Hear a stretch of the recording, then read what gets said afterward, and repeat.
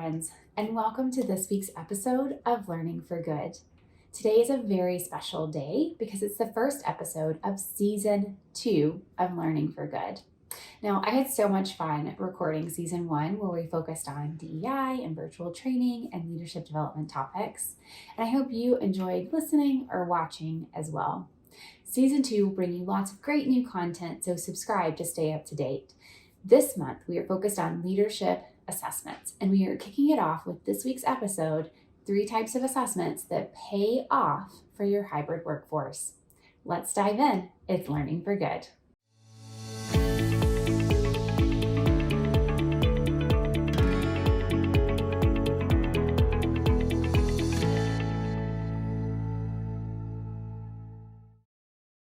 So let's start with strengths assessments. You may have heard of strengths finders known as CliftonStrengths. It's a well-known, well-loved assessment that helps leaders identify their strengths. The goal with strengths assessments is to help leaders recognize their strengths so that they can maximize them in the workplace. And maximizing our strengths can lead to greater performance and employee engagement. In fact, Gallup, the company behind CliftonStrengths, found that strengths-based development can lead to higher employee engagement, increased performance, increased sales, even increased profit. So I like strengths assessments for nonprofit leaders because they focus on our assets, what we have to offer, and they give us new insight into how to use our strengths in our work and in our interactions. Not only do they improve us as individuals, but they also enable us to improve our environment, which benefits others. The whole organization can benefit from our leaders knowing, developing, and using their strengths. The next type of assessment I want to talk about is diversity assessments. So I know DEI is a quote-unquote hot topic right now, and that's a good thing in my book, because it's an important one. Everyone should feel safe and respected and valued in the workplace.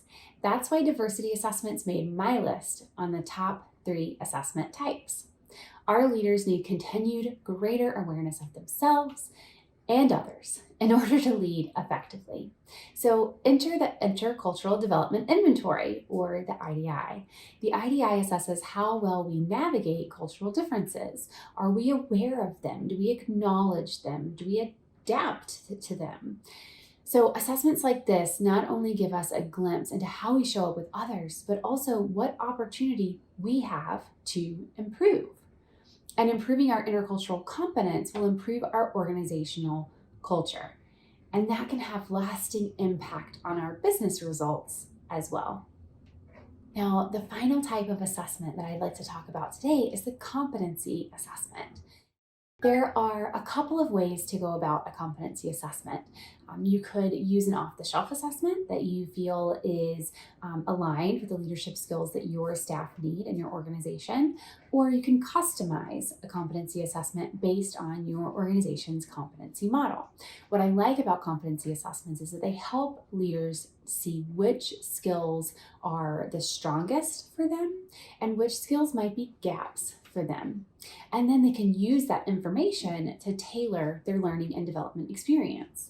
So if done well, your leaders end up with an individual plan that will help them reskill, upskill, or even leverage a skill that they already have. So as you can see, assessments are a great way for leaders to better understand their strengths and their areas of opportunity. And in our hybrid workforce, it's even more important for our leaders to be the best versions of themselves. So whether you choose to use strengths assessments or diversity assessments or competency assessments or some combination of those, you are sure to see payoff because you're developing your leaders. And at Skillmasters Market, we offer a variety of assessment options. So if you're ready to start an assessment process for your leaders, head over to my website and let's work together to develop the skills your people need so you can scale your mission and impact even in a virtual world.